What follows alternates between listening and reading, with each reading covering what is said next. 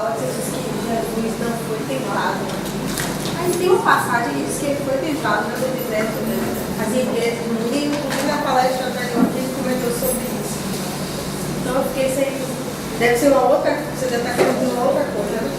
Ou não, foi exatamente isso. Exatamente isso. Allan Kardec, examinando essa passagem, inclusive a nossa amiga está perguntando a respeito da tentação de Jesus, já que é uma passagem evangélica conhecida que Jesus foi tentado, inclusive com a figura demoníaca, diabólica, que começa a apresentar a ele riquezas e assim por diante. Allan Kardec, examinando essa situação, vai perceber que se trata de uma metáfora, de uma coisa simbólica, porque o espírito puro por excelência, o espírito sumamente perfeito, não estava naturalmente submetido às paixões nossas, às paixões humanas. Daí o Espírito João Evangelista, em a Gênesis, em uma bela mensagem, volta do mundo espiritual para dizer o que foi que aconteceu. Inclusive se referindo a essa passagem do Evangelho, dizendo que é uma parábola de Jesus, é uma história que Jesus contou e que depois, com as traduções dos evangelhos e as modificações, passou a sofrer uma corruptela e passou a significar o próprio Cristo sendo tentado, sendo oferecido aí nos impérios e assim por diante. Se nós considerarmos que Jesus estava muito acima da mentalidade humana, estava muito acima de todos os missionários que vieram à Terra, alguns dos quais estiveram muito indênes e muito acima dessas tentações do ouro da terra, que renunciaram a isso tudo, imaginemos Jesus, o Cristo. A semelhança de outras passagens, citamos aqui um seminário recente a respeito do Cristo titubear na cruz, em que hoje os teólogos da Bíblia de Jerusalém asseveram que aquele Deus meu, por que me abandonaste? Era o Salmo 22, que ele estava declamando, que ele estava ali apresentando, o salmo que o Messias, um dos salmos que o Messias deveria cantar, no momento in extremis. Deus meu, por que me abandonaste? Quando pegamos a Bíblia no Antigo Testamento, está esse salmo, em que, durante muito tempo, se acreditou que Jesus teve medo de morrer. Ficou com medo de morrer na hora. Ficou com tal medo que começou a titubear. Então ele também teve esse titubeio, essa hesitação. Ora bem, quando vimos outras pessoas com outros níveis de consciência, não titubeando diante da morte, marchando de maneira tranquila. Por exemplo, na tradição do movimento espírita, temos o doutor Dorivone do Amaral Pereira, narra os bastidores que Dorivone ligou na década de 80 para Francisco Thyssen, o presidente da Federação Espírita Brasileira, e diz assim: Thyssen, estou me despedindo. E diz: não estou entendendo. O que a senhora está dizendo? A senhora viajou nesse instante, está doente em casa?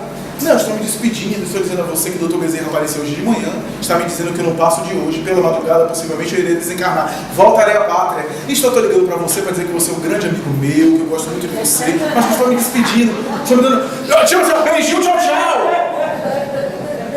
Agora Jesus vai ter medo de morrer, vai ter titubeio.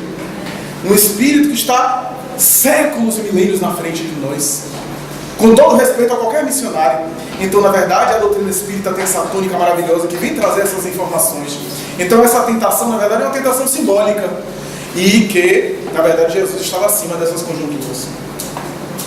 Boa noite. Tem também a outra passagem, que é a Jardim de Getsemane, na memória, onde tem a passagem do afasta de mim esse cálice, né?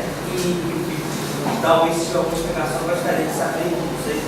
Mas na sua fala, como você colocou a questão da paranormalidade, que poderia se auxiliar com os mistérios, eu sempre pensei que a paranormalidade visse com maus olhos os fenômenos mediúnicos, inclusive fosse uma maneira da Igreja Católica interpretar os fatos mediúnicos sem dar o braço a você para a mediunidade. No primeiro caso, o afasta de mim esse cálice, alguns autores consideram também uma declamação de determinadas passagens do Antigo Testamento, quando fala sobre o cálice do sacrifício, da aprovação, onde ele estava também fazendo uma espécie de oração, porque na verdade os salmos eram uma espécie de ritual hebraico conhecido, em que os indivíduos deveriam inclusive apresentar, e o Messias esperado, acreditava, deveria recitar esses salmos. Então acredita-se que também estaria associado. No caso da paranormalidade, quando nós utilizamos o termo paranormalidade, estávamos utilizando de uma maneira mais abrangente. A paranormalidade engloba, do ponto de vista mais abrangente, tanto a mediunidade, que é uma espécie de fenômeno paranormal, quanto os fenômenos anímicos, ou seja, parapsicológicos. A grande verdade é que houve muita distorção no século XX em relação às investigações paranormais. Algumas pessoas, inclusive algumas não credenciadas, que se apresentaram como parapsicólogos, profundamente contaminadas com determinadas instituições religiosas, inclusive algumas personalidades que ficaram conhecidas aqui no Brasil por estar vinculadas à Igreja Católica Apostólica Romana e outras, apresentaram-se como parapsicólogos, que aliás, nunca houve um curso de parapsicologia sério que eu conheça no mundo, pelo menos mais recentemente, talvez na época de Heine, que era o grande pai da parapsicologia, assim por diante, houve. Mas pessoas que eram autodidatas, que se consideravam parapsicólogos, e levantava a hipótese de que todos esses fenômenos são produzidos pela mente. Quando dissemos que Kardec apresentou o maior compêndio de paranormalidade, é porque Kardec considerava os fenômenos produzidos pela mente humana. Mas há fenômenos, segundo ele, que a mente humana não poderia produzir, que está afastada a possibilidade de ser produzida apenas pela mente humana. Há fenômenos que só podem ser explicados pelas manifestações espirituais. Então, há pessoas que ainda advogam uma tese, que é uma tese antiga. Na verdade, a hipótese da mente humana produzir o fenômeno era uma hipótese do século XIX, da metapsíquica, que é uma ciência que antecedeu a parapsicologia, a metapsíquica de Richer, que defendia muito a ideia de que a psicocinesia, movimento de objetos pela mente, a telepatia e assim por diante, fenômenos dessa natureza são todos da mente, que eles examinaram. O Dr. Heine, professor de psicologia experimental da Universidade de Duke, vai fundar a chamada parapsicologia, que é uma espécie de nome novo para a metapsíquica, mas ele tentava examinar agora de natureza quantitativa o fenômeno, a repetição. Inicialmente com a sua esposa Louise Heine, ele fez várias experiências na telepatia e mais tarde no movimento de objetos pela mente, mas muita gente não sabe que Heine, mais tarde, vai admitir a possibilidade do fenômeno espiritual. Tanto é que ele vai dizer o seguinte: há dois tipos de fenômeno psigama e fenômeno psicapa. Fenômeno psicapa são fenômenos produzidos pela mente humana de natureza material. O fenômeno psigama são fenômenos produzidos pela mente humana de natureza intelectual. São, portanto, dois fenômenos de poltergeist, um material e outro intelectual. E mais tarde ele vai dizer, há um terceiro tipo de fenômeno, a qual ele deu o nome de fenômeno psiteta. A expressão teta vem de thanatos, a letra grega, que é morte. E ele vai dizer, o fenômeno psiteta é produzido por um agente teta, um agente morto. É uma nomenclatura toda difícil, porque os cientistas às vezes são assim. Os cientistas colocam um monte de nome novo, que a gente acha que é uma coisa nova, para coisas que são antigas, que a gente conhece de maneira mais simples. Ele admitiu a ideia espiritual. Inclusive, depois disso, caiu em descrédito, foi afastado da Universidade de Duke, foi considerado alguém que estava em processo de esclerose, que já estava dando colocações polêmicas, e lentamente foi considerado obsoleto. Foi a partir daí, mais ou menos na década de 50 e 60, que a parapsicologia começou a cair em descrédito nas universidades, que a humanidade é assim. Quando ele consegue admitir a ideia do espiritual, então se retira. Então, alguns indivíduos mais tarde, se dizendo parapsicólogos, vão defender uma hipótese que o próprio Heine considerou inicialmente na sua pesquisa e mais tarde rejeitou. Mas quando utilizamos o termo paranormalidade, e a pergunta foi muito bem colocada, cabe muito bem para isso, estamos considerando de uma maneira mais abrangente. O fenômeno paranormal inclui dentro dele tanto o mediúnico quanto o anímico, chamado parapsicológico. No livro dos Livros da Mediunidade, tem uma passagem lá que André Luiz dialoga sobre terapia do choque, benefícios, etc. E até onde eu sei, eu acho que a terapia do choque não é mais bem usada para tratamento. O eletrochoque? O eletrochoque, ou a eletroconvulsoterapia, é um tratamento que foi elaborado lá atrás, porque percebeu-se que em algumas expressões esquizofrênicas, psicóticas, a elaboração de eletrodos, inicialmente era choques de insulina e metazol. Eletrodos causavam às vezes anóxia cerebral, falta de oxigenação cerebral por segundos, em que o paciente parecia recuperar a lucidez. Há um caso célebre do bailarino russo Nijinsky. Nijinsky era esquizofrênico, embora fosse um extraordinário bailarino, e ele se submeteu a uma clínica psiquiátrica do Dr. Sakel, e ele recebeu choques nas têmporas e pareceu recuperar a saúde durante breves períodos. se não me engano, ficou mais ou menos durante um mês, aparentemente saudável, voltou mais tarde à esquizofrenia, que levou à morte. Mas já era um passo avançado, porque se percebeu, aliás, é uma colocação interessante, né?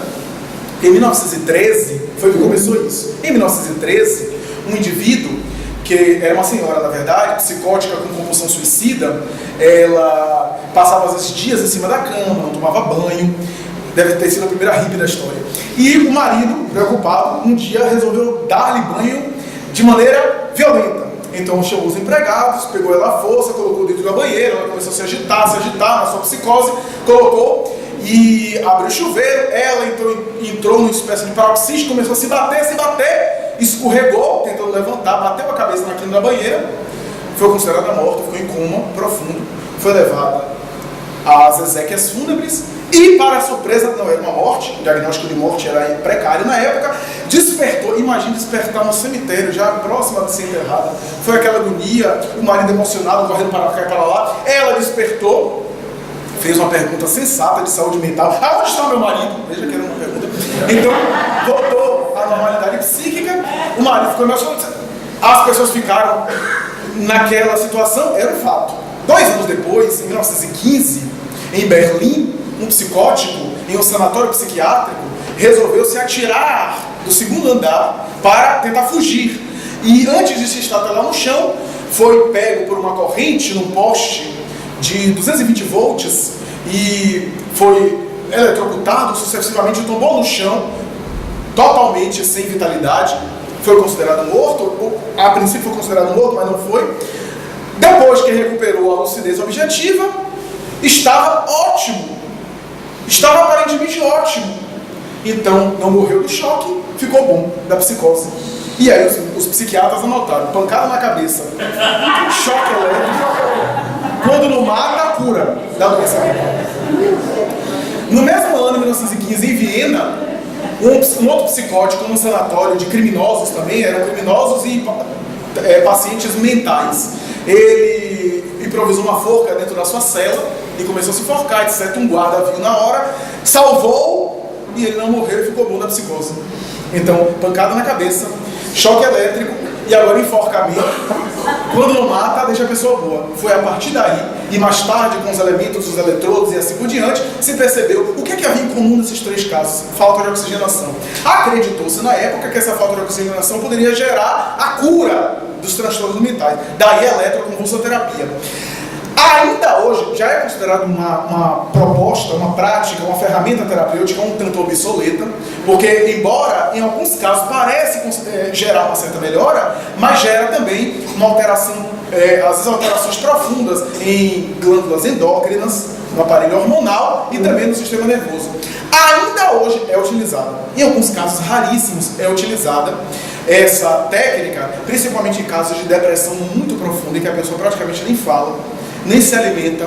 Ainda é uma técnica que é utilizada assim como sendo a última opção e que às vezes realmente gera um efeito positivo.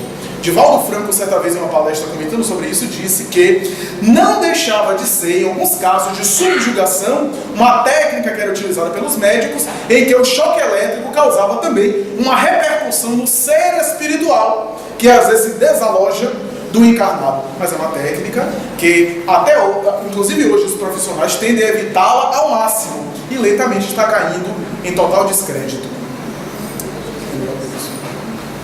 Uma pessoa subjugada, ela pode ser melhorar?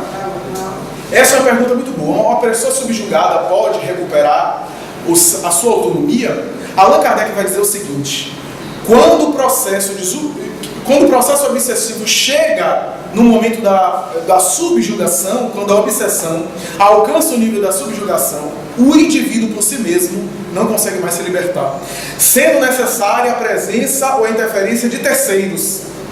Daí entra a proposta da desobsessão, em que no passado, às vezes, o indivíduo conversava com o próprio paciente obsidiado, ou seja, com o obsessor ali presente, em um diálogo fraterno, em uma evangelização, em uma escuta e ao mesmo tempo diálogo, para convencer ou sensibilizar a entidade a abandonar o seu propósito de se vingar, de ser infeliz. Nesse caso é necessária A ação de uma outra pessoa de fora, seja uma ação magnética através dos passes, que às vezes também tem um efeito positivo de desvincular os elementos de fixação no obsidiado, como também a doutrinação para o diálogo adequado. Então, nesse caso, é necessário a presença de outra pessoa para ocorrer o êxito, o sucesso.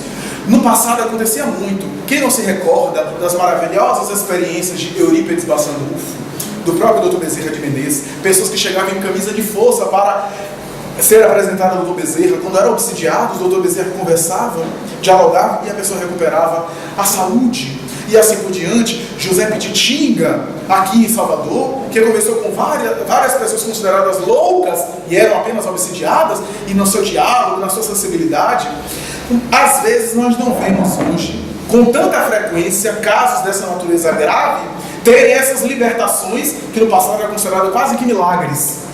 E perguntamos por que isso não acontece. Os bons espíritos têm nos dito que isso não tem acontecido a miúde por falta de valor moral dos doutrinadores, por falta de autoridade moral daqueles que dialogam com os espíritos, por não termos as credenciais. Nós fazemos discurso aos espíritos, mas os espíritos não se sensibilizam com o discurso. O discurso é importante para convencê-los que falta lógica no seu propósito, mas o mais importante é a vibração, é a autoridade moral que faz com que os espíritos respeitem o doutrinador, se sintam sensibilizados e abandonem o seu propósito. Então, é isso que os bons espíritos têm falado, a autoridade moral que às vezes nos escasseia nas nossas atividades mediúnicas. Uma vez me questionaram a respeito do magnetismo do passe, né? E estavam preocupados com uma pessoa que teria transtornos, né, psicológicos, psiquiátricos, e iria fazer um tratamento, como ele falou no programa de choque, me lembrou que hoje o choque já está polido, que é a estimulação magnética transcraniana.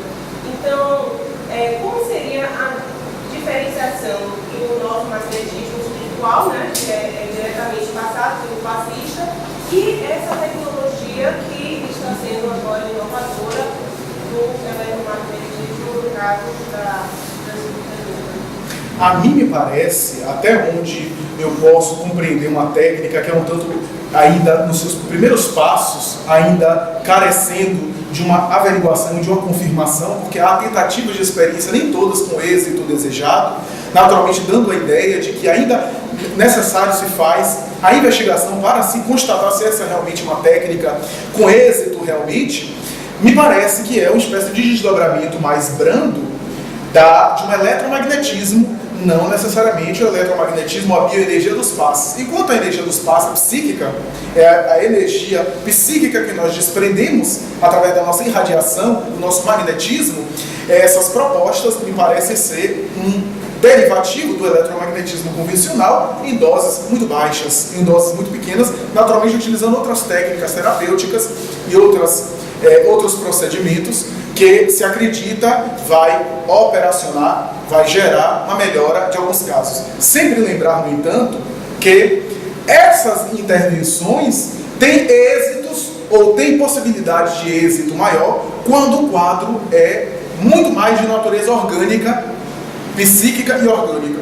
Porque como há quadros de psicose ou de aparente psicose que são espirituais exclusivamente, é natural que tudo que a gente faça na matéria, naturalmente que não vai afetar a causa da repercussão do transtorno.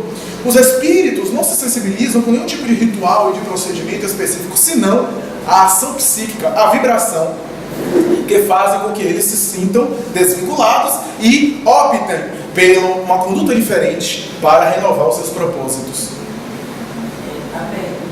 A dúvida surgiu no momento da discussão da notícia civil. Aí, quando falaram da questão dos tempos atrás sobre a mulher, eu lembrei novamente. Pareceu que eu ouvi esse discurso que você falar de um homem que tinha sofrido histeria. Mas eu tinha fontes que me diziam que a histeria era especificamente feminina. Não é mais? No século XIX, houve uma divergência, duas escolas de gladiar. A escola, inclusive, de Nancy, no sul da França, e a escola de Bettenheim. Essas escolas entraram em uma espécie de conflito epistemológico.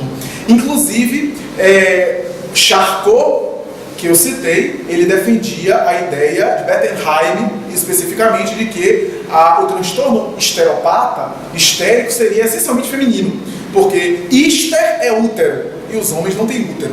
Então, a ideia de que há um distúrbio uterino. Essa expressão histeria está presente antigamente. Há, inclusive, alguns autores que sugerem que o próprio Platão utilizou a expressão histeria para caracterizar determinadas pessoas no celibato, na abstinência, femininas, que tinham crises uterinas, de furor uterino, porque acreditava-se que não se podia passar sem a vivência sexual, e a pessoa tinha determinadas repercussões, que é chamado hoje de conversão, ou seja, uma aparente somatização, mas não é somatização. Há uma diferença entre a conversão histérica e a somatização. Enquanto na somatização eu somatizo verdadeiramente algo psíquico em algo físico realmente, por exemplo, eu fico estressado e gera uma gastrite, e a gastrite pode ser constatada na medicina. A conversão, eu converto sintomas emocionais em algo que eu sinto fisicamente, mas fisicamente eu não tenho nada. São chamadas doenças fantasmas. As doenças, ou, conforme se diz hoje, distúrbio neurovegetativo, é assim que os médicos colocam nos prontuários do hospital. Ou, popularmente, BT, que é uma coisa que os médicos... A gravidez masculina, quando a mulher fica grávida, tem marido que sente enjoo, tem todos os sintomas. São sintomas histéricos, né? Considerados histéricos, para não utilizar a expressão freudiana. Então acreditava-se que era só o feminino, porque útero, da histerectomia, a retirada do útero. Freud foi inclusive um dos primeiros pioneiros a discordar. Gostava muito de Charcot, mas era do temperamento rebelde, mais tarde discordou de Charcot, embora admirasse, deu o nome de um filho seu, de Jean Martin, em homenagem a Jean-Martin Charcot, discorda de Charcot, e Charcot em determinado momento conta a tradição, a lenda da psicanálise, e disse para ele, mas os homens não têm útero.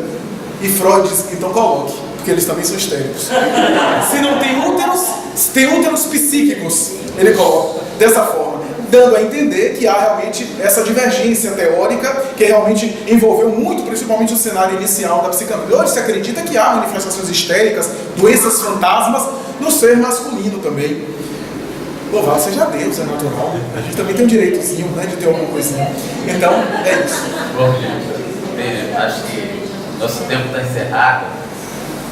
Deixou alguma pergunta mais? Eu só ia colocar o seguinte, uma pergunta. Os períodos civilizatórios têm suas características, inclusive não só das endemias, mas também das doenças psíquicas. Você não acha que no caso da obsessão, a fascinação, atualmente, ela tem que ser bem olhada, com bastante cuidado, porque com certeza, né? Não só na parte religiosa, mas na parte científica, na parte, né? O que você acha? Antes de responder essa pergunta, faça a sua pergunta que eu respondo as duas e a gente conclui. Era mais ou menos isso. Houve vários fenômenos psíquicos e mediúnicos, até os fenômenos mediúnicos.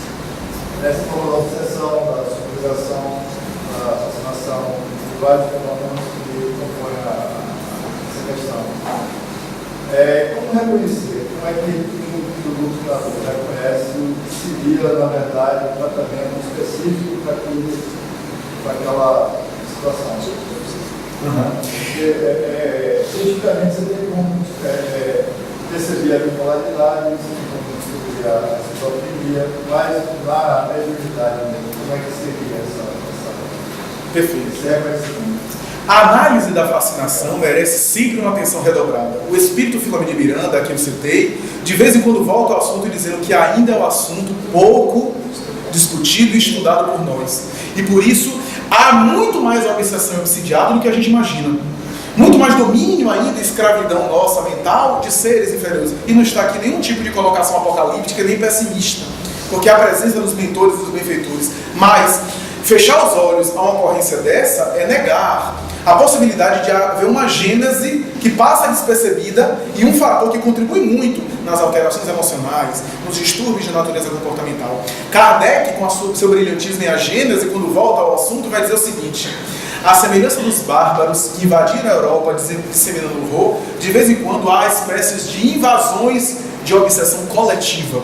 E ele disse, de vez em quando há determinadas regiões da Terra que são invadidas por hordas de espíritos perturbados que tomam conta de culturas específicas. Não precisamos analisar muito profundamente para termos uma ideia. Quantas vezes a gente vê na televisão, na mídia, determinados comportamentos exóticos que tomam conta de determinadas cidades, surtos de determinadas epidemias e pandemias específicas em determinadas culturas, transtornos específicos, por exemplo, de ansiedade, de pânico, de depressão específicas em determinada cidade, em determinada região, que além das questões orgânicas e emocionais, há também fatores espirituais, fobias específicas, conflitos da personalidade específicos em determinadas regiões, em determinadas famílias, em determinadas coletividades, que tem também o fator espiritual, o fator obsessivo. Então merece ser examinado, analisado com muito critério, com muito cuidado, para termos no futuro uma ciência mais holística e termos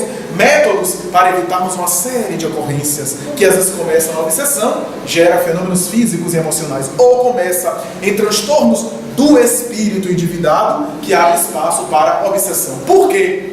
Porque não há uma mente, como diz André Luiz e Filomeno de Miranda repete, uma mente que no universo vibra sozinha.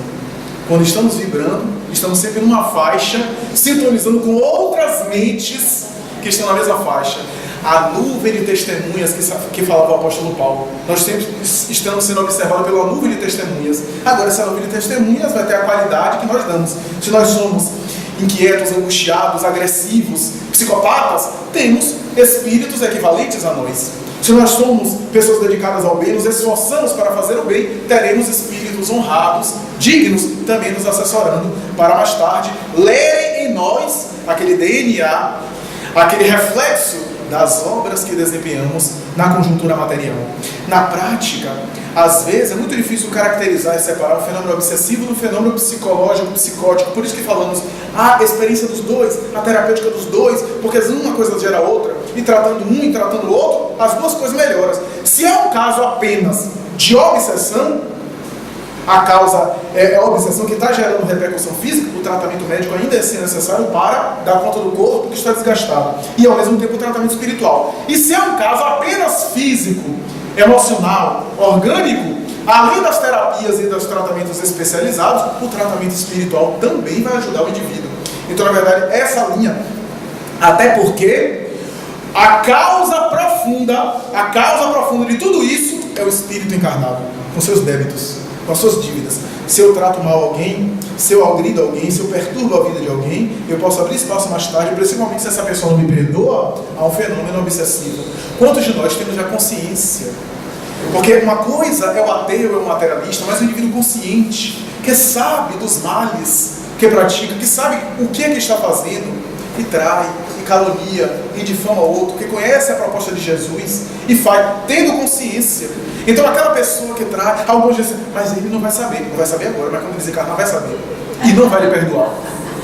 E abre espaço mais tarde para obsessões, para perseguições espirituais, porque o indivíduo encarnado, com a consciência de culpa que ele tem, Filomeno de Miranda vai dizer, aonde está o credor, aí está o cobrador, e o cobrador encontra o credor, sincronizando-se nas suas mentes. Então há essa opção. No caso da mediunidade em geral, há uma facilidade maior de a gente perceber. Por quê? Porque o fenômeno psicótico, o fenômeno esquizofrênico, é um conjunto de sintomas.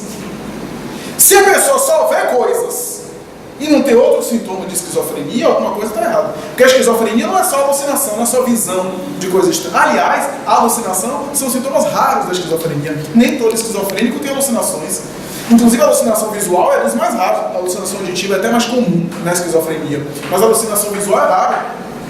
Então se a pessoa tem alucinação, tem delírio, tem distúrbios estranhos, o comportamento social dela é um comportamento disfuncional. A gente percebe que ela, como cidadã, como uma pessoa da sociedade, não interage de maneira saudável, não se comunica, estamos diante de um conjunto, de um quadro de sintomas que é de um transtorno mental. Mas se a pessoa é um cidadão, é uma pessoa convencional, uma pessoa que atua na sociedade, etc., mas diz que vê coisas, ouve presenças, recebe informações que se concretizam, presenças que se aproximam dela e dizem coisas, se trata de fenômenos naturalmente mediúnicos. O indivíduo interage de maneira funcional, se comunica de maneira tranquila, mas tem percepções dessa ordem, é uma mediunidade.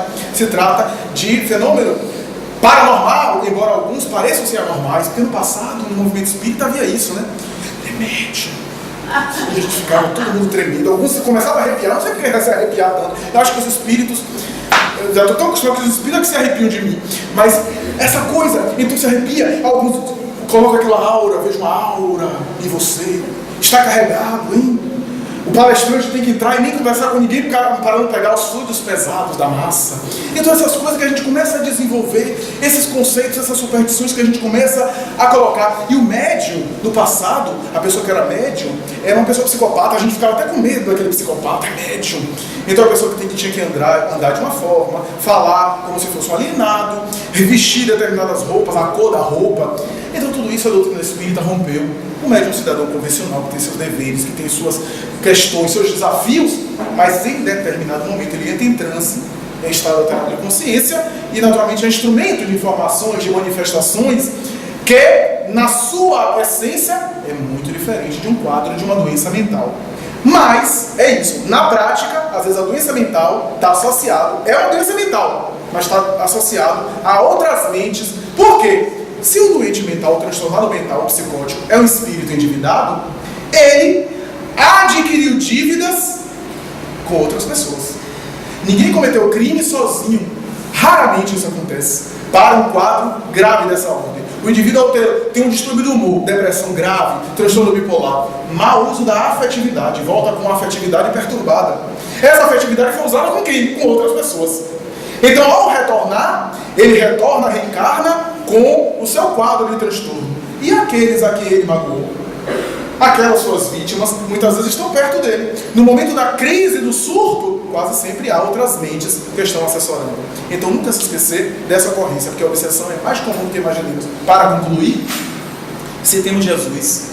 Diz Amélia Rodrigues que quando ele entrou em Jerusalém, foi aplaudido, foi ovacionado, foi condecorado de pérolas preciosas, as pessoas balançavam rambalhete de flores, algumas jogavam tapete, e Joana de Ângeles diz que ele não aceitava as homenagens da terra, ele estava em cima de um jumento, era um animal que pisava sobre os presentes que as pessoas jogavam, porque ele estava acima dessas homenagens. 3 dias depois, aquela mesma população pediu Barrabás que o libertem e crucifiquem ele. Amélia Rodrigues vai dizer uma obsessão coletiva que tomou conta da massa, espíritos ali, que sintonizou com as mentes ainda inquietas, indecisas, vacilantes, para gerar toda aquela perturbação. A mesma perturbação que tomou conta de Judas, que fez Pedro vacilar e assim por diante. Daí, a obsessão é muito mais frequente do que imaginemos. Mas se estivermos em sintonia frequente com o Evangelho de Jesus, não há obsessão que possa nos afetar a ponto de comprometer a nossa reencarnação. E a nossa reencarnação será sempre exitosa. Não temer. O bem nunca é submetido pelo mal. E há uma passagem do Livro dos Espíritos que Allan Kardec pergunta: a influência dos bons espíritos sobre os espíritos inferiores é algo real? E as entidades respondem: é irresistível.